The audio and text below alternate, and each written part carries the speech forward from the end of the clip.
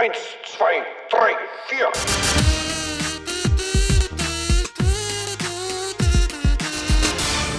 Großkotz. It's two parts. It's gross is large, big, grand, great, and kotz is vomit, of course, vomiting or vomit, to vomit. A big vomiter is a guy who doesn't just vomit; he vomits in a big way. It comes probably, that's the theory, comes from the Yiddish, and in Yiddish, I don't know, in the Middle Ages, apparently, cause or kotz meant rich man.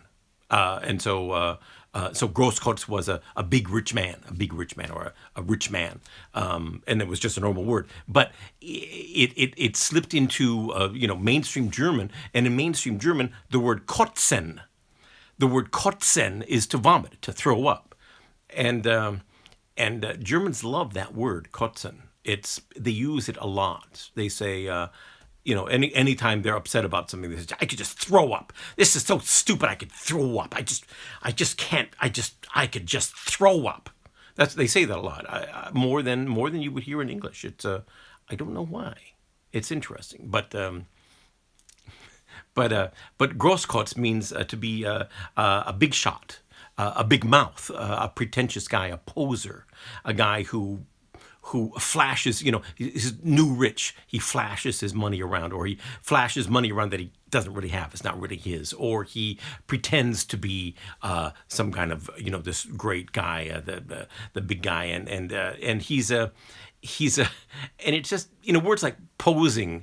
Those are good words, and a big mouth, big shot. Those are all good words. I like them, but Großkotz is just so tangible. It's like he's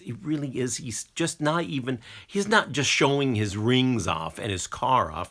He's vomiting in a big way. It really is just vomiting. I mean, it's just how that's how stupid and ugly and disgusting this kind of behavior is. He's really vomiting in public. He doesn't know it. The public doesn't know it. Because everyone is blinded by this, the sparkly things on his fingers or whatever it is. But what he's really doing is vomiting in public, and he's vomiting bigness. He's big vomiting.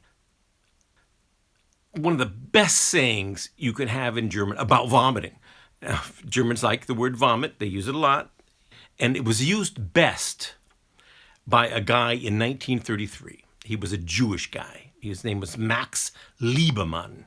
He was a painter, famous painter, very respected, big name. And he was in Berlin in his apartment on the balcony overlooking a street. I don't know what street it was in Berlin, 1933, when the Nazis took power. And they had a march of victory, a parade through Berlin or something. And he was standing on the balcony and looking out at this. And he knew exactly what this meant, And he said the immortal words that people will today. Germans, they will use this phrase without even knowing where it comes from. A lot of Germans do know where it comes from, but a lot don't. They don't know where it comes from. They will still use it because it's become such a part of the language that whenever you really wanted to say that I'm really super mega, ultimate disgusted more than ever before. This is what they say, and this is what Max Liebermann, he said. I cannot eat as much as I want to vomit. That's great. That's just great. It's all of German irony is there. All of German disgust is there. All of this righteous, very proper outrage. A Jew watching the Nazis come to power in Berlin. The outrage is absolutely valid, and this was the best way that he could express it. This artist, this man of culture who was watching the culture he loved, this world he loved, going straight to hell in front of his eyes. And he said, I cannot eat as much as I want to vomit. He died 2 years later. He kind of shut himself away in that apartment. And he died of, natural causes in some way. He just died. He was an old guy.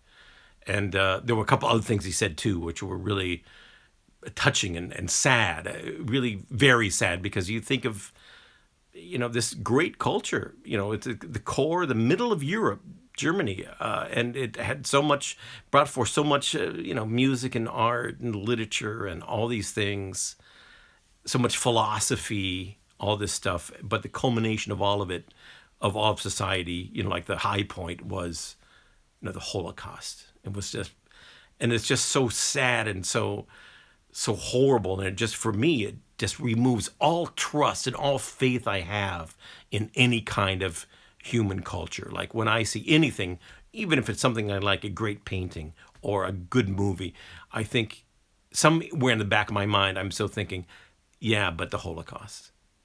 This is great, but if given a chance, would this guy have made an anti-Semite movie too? And it just kind of paints, just gives everything a bad taste. But Max Lieberman, let me see what his saying. Two sentences. He said, "I no longer look out the window of my apartment because I don't want to see what the new world is bringing." And the other thing he said also was, "The only thing that's keeping me alive is my hatred." What a tragic, horrible way to go. The first, 80 years of his life, or however old he was, spent in sublime art, literature, beauty. And the last 2 years of his life just in this destruction of everything, the hell, this place where the only real reaction you could say that is valid would be to, I can't eat as much as I'd like to vomit. 1, 2, 3, 4.